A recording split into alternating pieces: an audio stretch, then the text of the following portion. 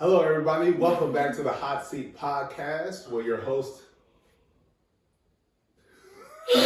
Q and Flo are here, where we always talk about things honest, open, transparently, when we communicate to you guys on various topics, whether it be about friendship, marriage, parenting, kids, or just the overall blending family conversation.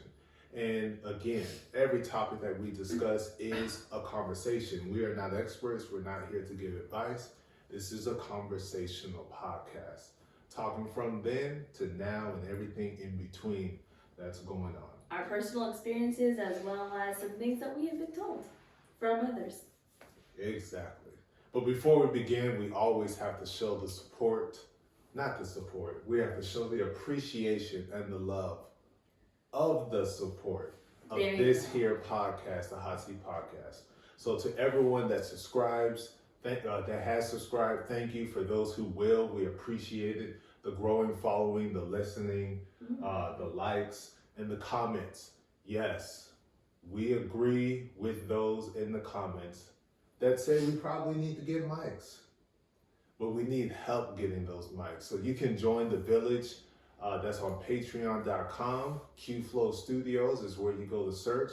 And those proceeds, of course, go to making this podcast more of a show, taking it up a next level. No, not making it a show. Well, not because it's all real. It is real, but you know, most people watch podcasts. They got the mics, and making they got it the more mixers. enjoyable. There you go, making the ears more happy. Basically, I guess is the best way to put it. Ears happier.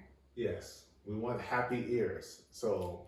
Ears and we want to provide the happy ears. And to another extent, we want to show our appreciation. Haven't watched it yet, but to Joshua Gonzalez, aka Joshy Gons of Q FLO, of KevOnStage Studios. He did put a video up on how to do the mics and everything and connect. Thank you. So we appreciate that. We're going to check that out. So hopefully the next time or 2 or 3, we have it figured out and we'll have the mics here. So to everyone that's joining the village, we appreciate you guys. Continue to watch, continue to listen. And we're just going to transition right into our next segment. And that's going to be story time. Living with Q FLO. Public service announcement. Excuse all of the yawns. I am so sorry. I do not know where they are coming from, but they are coming. I apologize. This is very interesting content. Flo is not boring me as he speaks. I am just yawning. All right. Thank you. Appreciate it. Because it was like 3 while you were talking. I'm like, oh my gosh, these people are going to be like, she's so bored. Get it over with. Yes, and that's not it, I promise. It's not. My body's like, yawn, and I'm like, okay. It's all good. Well, I guess I'll start with the story, since you gotta get that CO2 out your body or whatever's going on over there. I don't know. I'm officially a sports dad, if you will, and this past weekend was extra enjoyable to see our girls in their cheer competition. They did an excellent job. Can't wait to drop the video. It was said that fathers would cry and tear up, and that didn't happen. Did I get choked up? Yes, but I'm the one recording, so I had to contain the emotions. And they did an excellent job. We're so super proud of them. All the girls, the entire squad, all the levels did an excellent job. I believe we placed top 3 and everything, I believe. Yeah. Our girls got 2nd place. We really wanted to take down the 1st place winners because those parents were doing the most. Like, they were celebrating 2nd place winners because they knew that they got 1st place. And, you know, actually, so we really wanted to take them down. They were celebrating their 1st place win while 2nd place was being announced and still yelling out their own city. Yeah. Which we're not going to call out. But that's what happened this past weekend. It was fun. The girls love it. They can't wait to next year to continue to cheer for the football team because they are undefeated heading into playoffs. So hopefully we can keep getting those wins and they can keep on cheering before they transition into their next sport, which will be gymnastics for Ray, and then dance for Yvonne because we missed the volleyball, and then I believe track has been over. I don't know. We'll figure that out. And Achilles won't start basketball until February. So. Yeah. On to the next with a short break in between. Well, at least for the girls, a short break. Yeah. Achilles. So what's your story? Do you have one? Yes. So, as Flo said, we had a wonderful weekend. Wonderful week prepping into the weekend. Started a new contract, getting the girls ready for their competition. Everyone's all excited. And then weekend is over and we're all like, finally, because it was a very long, like 12-hour shift. It was. Woke up at 7:04, then get home till after 9 o'clock. No, we woke up before 7:04 because they had to be there at 7. No, that's a lie. Wait, what? They Yeah. had to be there at 7? They had to be there at 7. So we woke up at 6:04. That's what it was. 6:04, got them home there till after 9. shortly after 7. All right, what's your story? Yeah. So my story is, after having that wonderful weekend, today, this morning, Which just so happens to be Yvonne's birthday. Yes, happens to be Yvonne's birthday.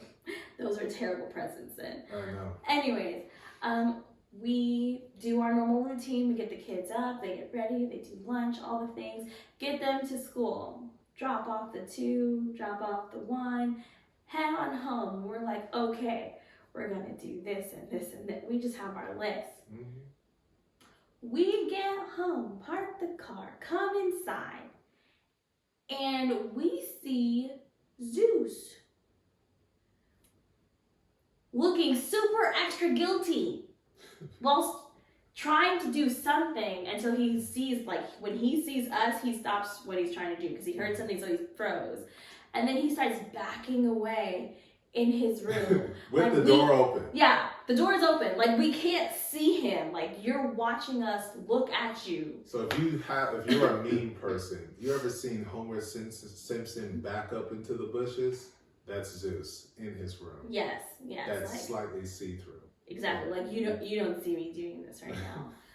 So obviously he has his guilty face. We know he did something. We immediately look over. To the left. Huge puddle of pee. Lemonade. Now the thing is that he was taken out before we left to take the kids so he could potty, and he did. So he reserved some for revenge, and he pottied huge to the left, close to like the kitchen area. So he got reprimanded for that. Started cleaning that up. Flo goes upstairs, and all I hear is, "Oh my!" So we go. He left another present, not the same kind, but another present. The brown one. Yeah, brown. Left some packaging. brownies. In the entertainment space, in the loft. Ew. But you know what? It gets better. No, he got reprimanded for that. Oh yeah, he got reprimanded for that. And then sent back to his room. Sent back to his room. After he got reprimanded twice now. So that he could come out and get reprimanded for the 3rd time because he didn't stop in the loft. No. Absolutely not. He went into our room, passing the clean laundry that has yet to be put up, passing the bathroom, into the closet, and decided to leave multiple brown packages, brown little gifts. Yeah, brownies. All on Flo's side of the closet. Yeah. It wasn't just one mound. It's like, let me drop one here, one over there, a couple right here. Imagine like your kid is bringing you back one of those little connect the dots. That's what he did. But in the closet with, yeah. So all of the things we had planned to do got pushed back because we had Which to is why spend, we're recording late. Yeah. For, you know, our village Our people time. who are getting this late. because that we were cleaning and cleaning and cleaning all of that mess up. Yeah. So Zeus is on an epic timeout right now. Epic. Looking at us like, I don't know what happened. But like I said, I'm sure it's revenge because he hasn't had as much him and Flo time as I'm sure he would like or what he's used to. So he was like, I'm gonna get you back like this. Yeah. But he knew not to do The Office, only because I assume this is his favorite spot as well, because he's never done anything in here. That's true. That is very true. So my side of the closet, where I love to watch the football games and basketball and TV shows.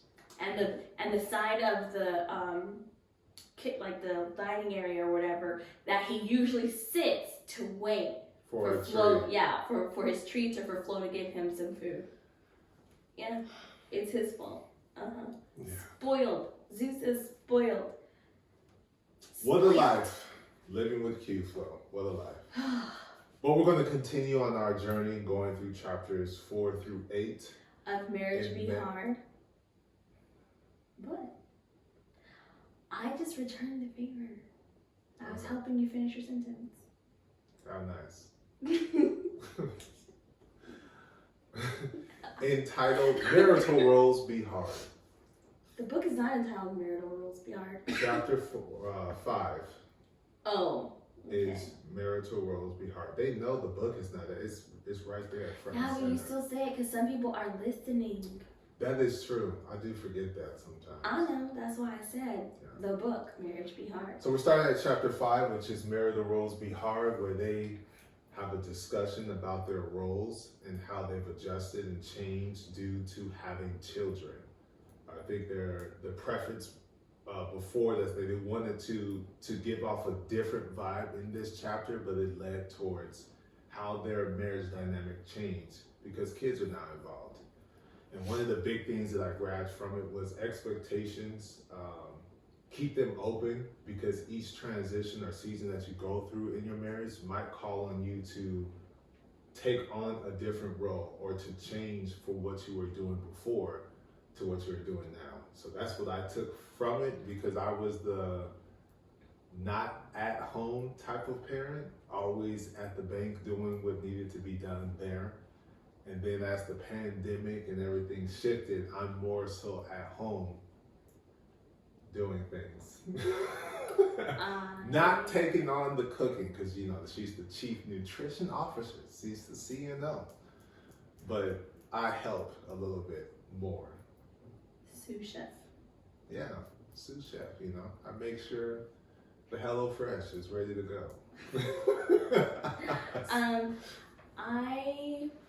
I guess I took away pretty much the same thing that you should or not you should, but it would be beneficial if your ideas and expectations were fluid. How did you know? Fluid, it's Yeah. fluid. I love it. Fluid.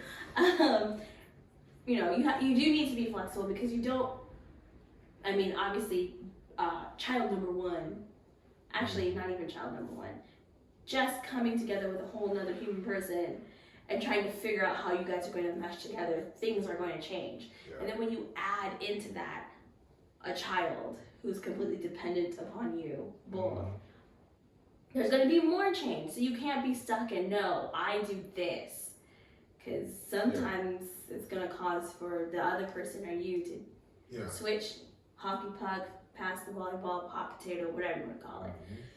And for us, there's a little tweak because we are blended, obviously, you know, preference of the podcast, that I have, you have Ray, who's traditionally accustomed to the routine with you and those particular expectations. And now that we're married, this is a new dynamic because it's not just mom. There's a male figure in the house, and then providing those expectations so that way there's some wholeness there.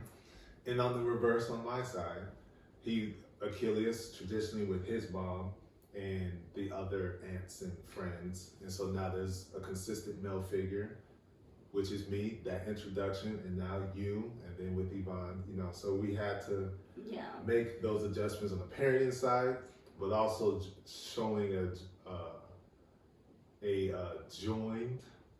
joint front when it comes to traditional, untraditional man, woman in the house playing the mother and the father roles. Right. So, not to mention, because we are a blended family, we also, or I shouldn't say we, but the children also had to adjust to, I guess you could say, sibling roles. Yep, sibling roles and respecting the opposite authority. Right. The other. Yes. I think that was more of a Ray thing, though. Yes, it was. Yes, it was. Yeah, because Yvonne, I was her teacher, so that kind of came naturally, and Achilles was just younger, so that wasn't difficult. But Ray was like, so mom. Yeah, and I was like, go to your mom, because I wasn't even comfortable yet. Yeah, so there were definitely conversations, but there was a lot of flexibility, fluidity between the expectations, especially at the beginning, with everyone trying to figure out what are we supposed to be doing, acting, behaving like. Yeah. So it's new for them and it's new for us. Lots of new. No. So it's a lot of growth on both sides, and so we do it together as a unit. So what's the question, or any other things that you have from this chapter, marital roles?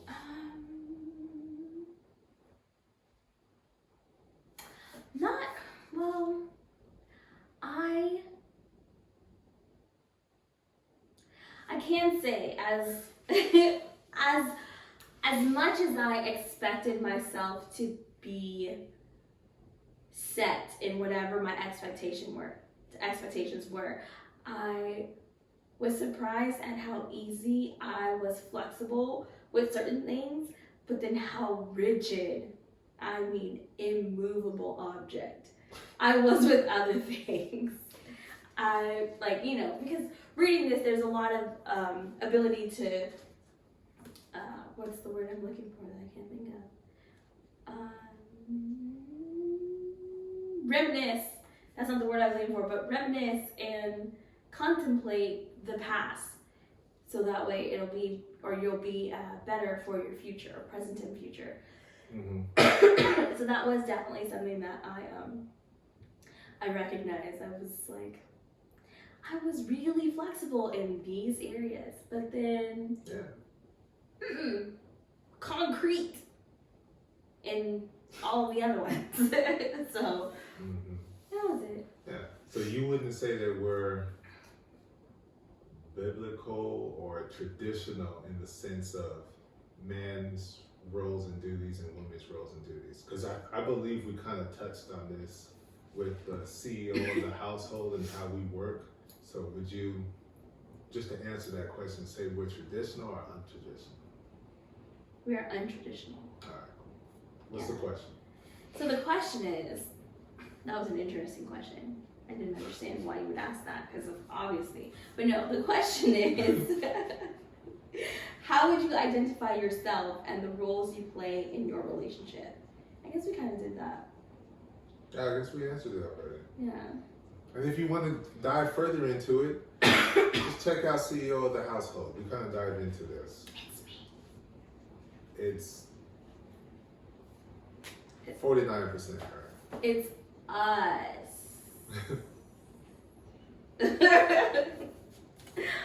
So yeah, that. Anyway. That's marital roles be hard. So the next chapter, they transition into fidelity be hard. So we all know what that means. Fidelity? Yeah. Yeah, that's staying true, but it can be difficult depending on whether or not you decide to close the doors and ensure that no one else had a key, make sure the windows are locked and couldn't get in, and you closed all those holes in that possibility of someone entering into.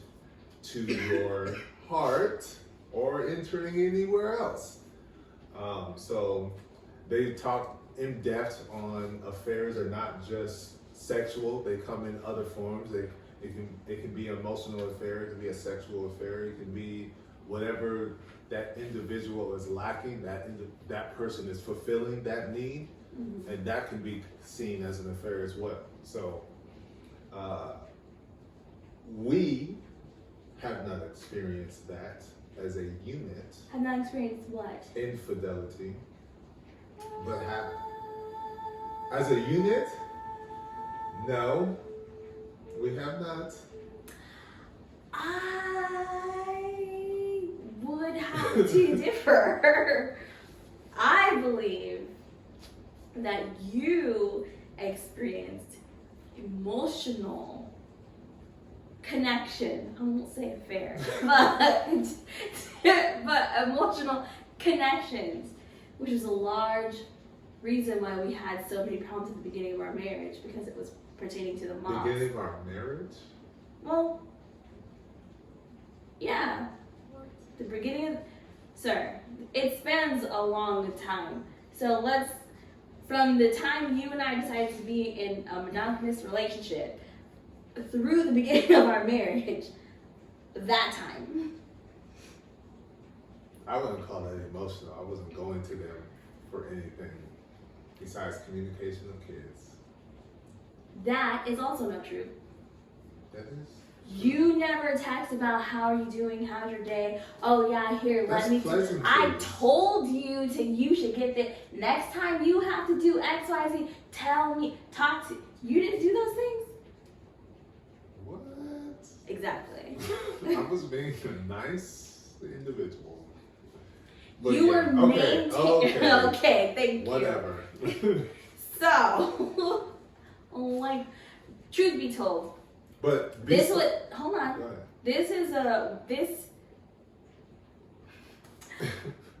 I'm sorry, guys. I'm hungry and my brain is flowing. I was gonna say this sentence, not the sentence. This chapter. This is the whole chapter, not just one sentence. The whole chapter. This chapter we read, technically listened to, but really didn't have an opportunity to have conversation because of all that was happening this weekend. So the kids were right with us. We didn't have an opportunity to have a conversation. The kids were always with us. We're not about to talk about fidelity in front of the kids. You do that now, but when I was gonna bring, okay. But anyways, so this is definitely a chapter that we're going to probably revisit and have a deeper conversation about. Yes. They also discuss in the chapter triggers, understanding your triggers. So that was one thing that they touched on. They also talked about, well, I guess we can flashback, shout out to what was the Pit podcast, if you will, because they entitled one of their episodes, What Works for Us, Works for Us. Yes. And so that's kind of the sentiment that they were giving off, is that you have to define in your particular relationship, you have to define what is appropriate and inappropriate in your relationship for things to happen when it pertains to fidelity. Because in some cases, it's okay for certain actions to happen because I'm comfortable with that. To me, that means nothing. To him, I know that means nothing. So we're cool with that. Somebody else outside looking in would be like, so you have to do what? I hope they don't do that. You gotta, well, inside their head. No, I know. Or they might do one of these. So, you got to figure out what that is. And they discuss what's the password, Marcus, to a certain extent. Do you feel you need to have passwords? Because when you come together, there is a level of privacy, but depending on the relationship and the type that you are in, that password might need to be known on both sides. And so my question to you is, do you need the passwords? My question to you is, why would you ask such a silly question? You have them. I'm just saying, but Exactly. you need them. Yes, I need the passwords. I need all the passwords. I need Why? the phone passwords. I need the bank account passwords. I need the passwords you don't even know that you needed a password for. I need all of the passwords. Why? Because I need to know that if I need to, or if I want to, I can access it. And if I can't access it, why can't I access it? We live together. We are raising children together. Why can't I access it? How come I can't look at all the things on your Facebook or Instagram or whatever other things that you have that I really don't look at because it's social media? But still, that's beside the point. The point is, if I wanted to, Gotcha. I could. I got you. I don't care. I don't be going through stuff. Anyways. I just need the password to the phone so I can use it as a third, fourth, fifth, sixth. I was gonna say, you do That's need it. the password. You need the password so you can have an extra device at your disposal whenever you need it. Yeah, like I said, I need an extra screen, but I'm not Snoop. I don't do that. So you're calling me a Snoop? I'm just letting it be known that I No, do. no. You said I'm not a Snoop. Because some people That is could take inferring. needing passwords to be Snoopish. No, I'm not if you snoopish. go snooping, that's snoopish. Well, But having a passwords lot so of you have people define access. passwords to, because most of the time people ask what's the password. Why do you go look through my phone? I'm just saying. So that I'm just correlating the two. And I'm just saying I'm not a snooper. I don't do snoopish things. That's not true. You've looked through my text messages before. No, I have not. Yeah, you have.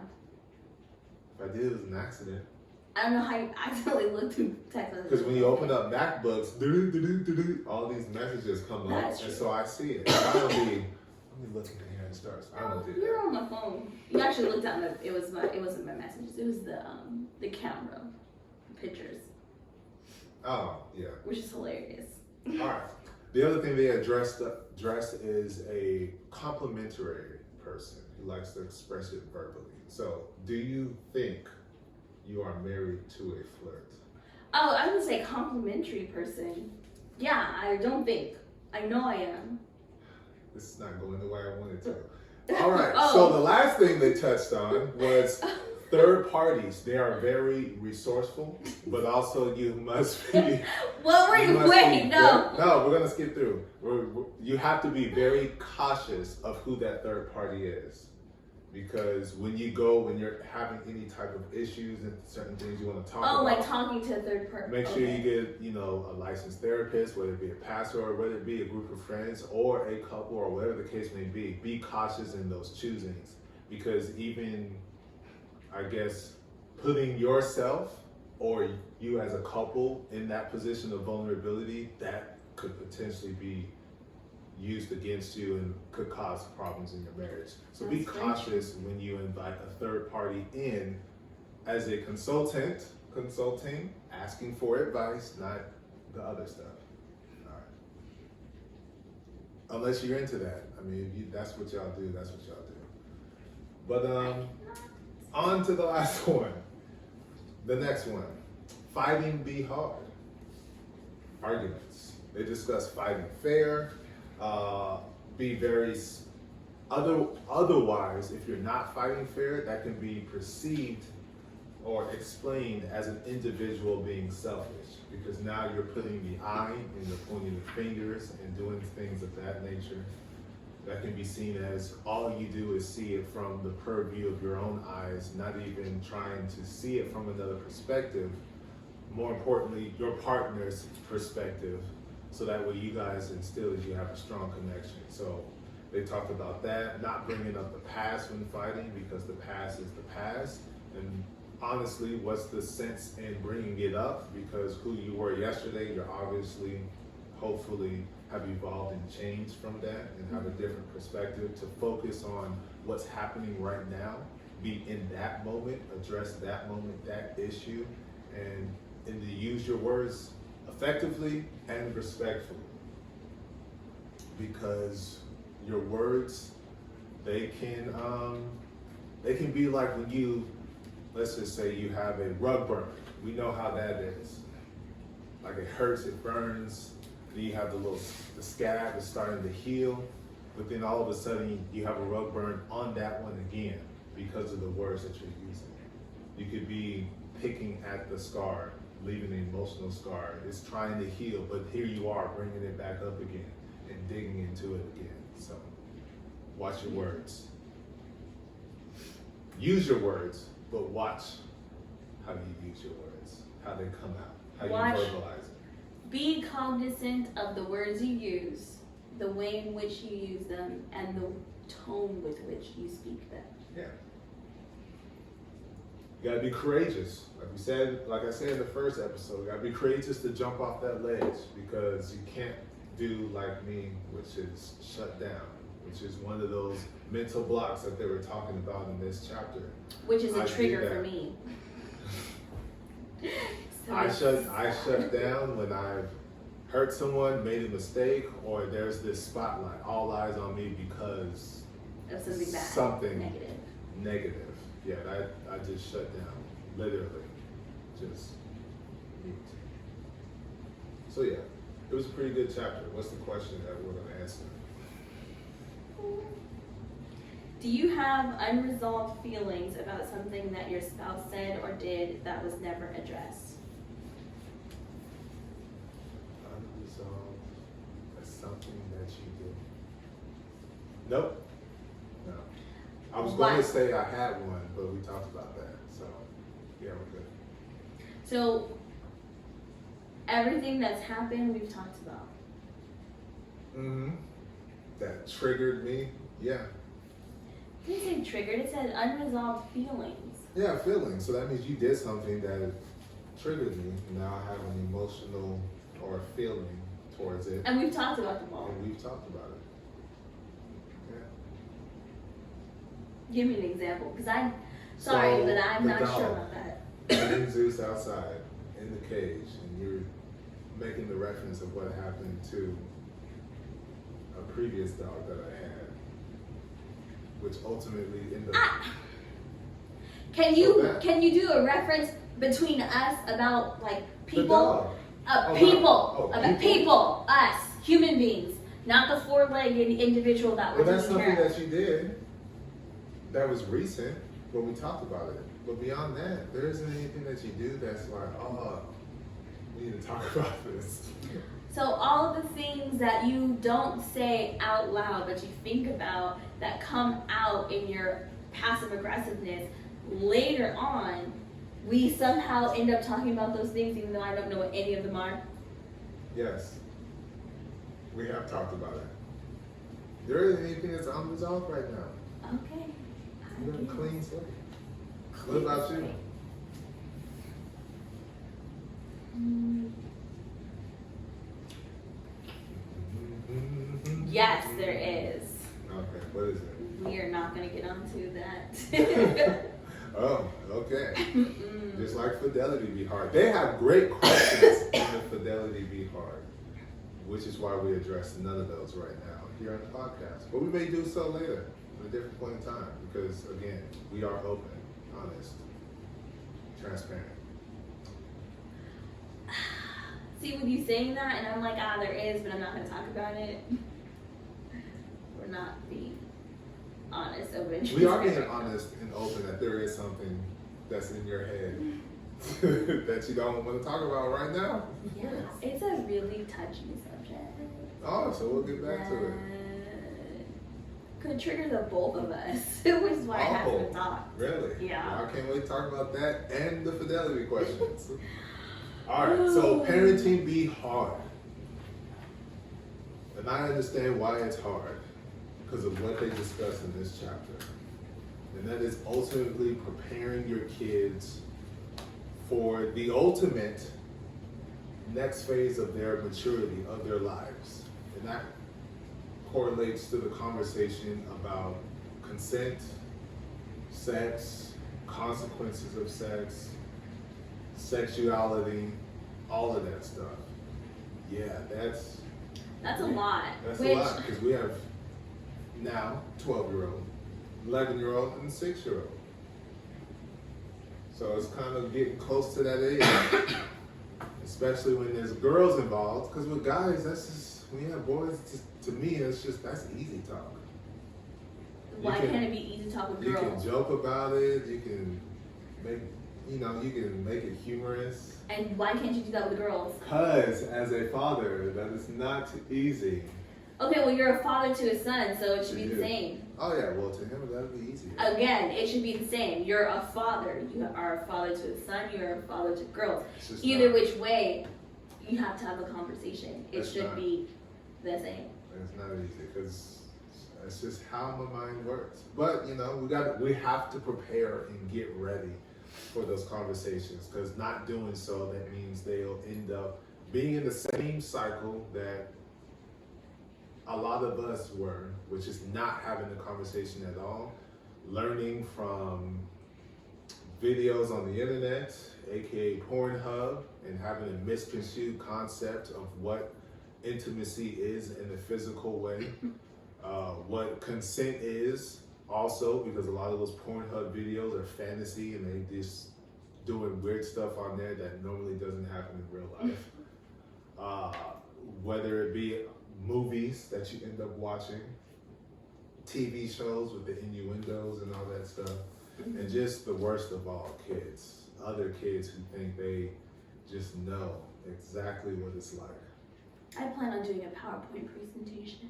I plan on doing something similar like my Uncle Rodney did, and woke my eyes up. And this was, I was 13. He showed me the just terrible pictures of different STDs and what it looked like and what this could happen to you. We're doing it together. We are doing it together. Okay.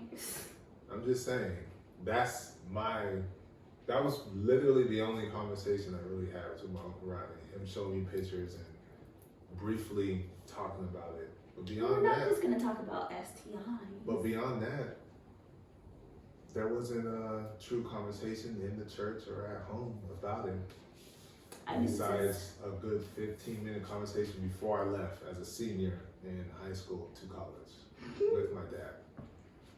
I think this is a good good point to do the question. What's the question? The question is, do you remember how you learned about sex? R&B music was the greatest teacher because my dad, that's all he played. Is that seriously how you learned? That's how I learned about listening to the words that they're talking about, putting the pieces together. Cover your eyes when the movies are on, sitting here watching and seeing. Are your eyes closed? Yes. My eyes are closed. So that's how I feel like Achilles. My eyes are open. I'm not sleeping. Right. So that's how I learned. There wasn't an actual conversation. And then and then another thing is, it wasn't Pornhub back then for me. It was more like FrostWire and LimeWire. When you end up searching for music and all of a sudden there's just random stuff that pops up. Oh, let me click and download that. What in the world? So that's how I will never forget. I learned about that. Being in, what was it, was it 6th grade? 7th grade. We had our digital arts class, and the assignment was to go online and search your favorite animal and like put a picture, because we're like building this like portfolio, but with different things we found on the internet. My favorite animal are apes, but at that age, I typed in monkey. Oh, doing that monkey. What came up on the screen was not what I had envisioned for my picture. And it had to have been, I push enter, and we're waiting, and it loads up just as the teacher was walking behind me. So of course, I'm freaking out, like, no, I wanted to see, not this. Like, no complete sentences, because I didn't really know what to say. I'm like, and then of course, because school is slower, you can't really like go back or delete or get the page. Internet was not quick back then. Yeah, so I'm just like, it's just there, it won't go away. Fortunately, he was cool. He was like, it's all right, don't worry. That's like you. That's like you as a parent over there watching one of them in the Orno, and then all of a sudden their child walks in, and you're like trying to change the remote. So that's what you were like. Pretty much. Just couldn't get it done. Delete that. Get off the screen. Escape. Oh my God! Turn off. Oh my God! Oh my God! Yeah, and it was Jesus. I didn't know what they were doing before because the volume was up too. So like you could hear and then you could see, and I was freaking out, pushing all the buttons. Nothing was happening. Yeah, but like I said, he was super cool teacher. It was like, don't worry. Speaking of teachers, Miss Gadd, she did do a good job senior year, explaining the consequences of sex. Sexuality wasn't touched on back then, obviously. This is back in '09, so long ago. Anyways, but yeah, she talked about the consequences of it, the different infections, some of them curable, some of them not, things of that nature, how to protect yourself. So she did a good job with that. But yeah, going to the book though, I think having those conversations earlier makes it a whole lot easier when it comes to, I think it'll make parenting easier rather than parenting being hard. Having those conversations beforehand prevents the desire and curiosity of knowing, because you want to push this conversation deep down into a hole. Because I'm not ready. That's my daughter. That's my son. So even though I said it's going to be difficult, but I know I have to do it, and I want to do it sooner rather than later, because I don't want them learning out in the streets. I'd rather them hear from us, have those conversations, which is what I like what Melissa said, was instilling our moral and thought process around that particular topic to create that open dialogue, so there isn't a what are you watching? You know, don't have any of that. Right. It's like, okay, she's tending to a need, or he's tending to a need. And we have those open conversations because curiosity, because as soon as I left home, we're right up into it. And I think having that conversation probably would have helped slow my roll a little bit rather than being so curious. Probably would have helped me. I mean, I still held off. I didn't go right into it, but it definitely would have helped. I mean, I would have been less curious. I would have been less exposed to X, Y, and Z, which just kind of exposure helps you to be a little bit more comfortable. But having those conversations routinely would help because you're not curious. It's like, oh, okay, like we talked about this at home, like whatever. You're not gonna go search it out. I mean, obviously, it's just a boob. I don't care. I'm not gonna get all riled up like all the other guys. Touch a booby today. Who cares? Who says that?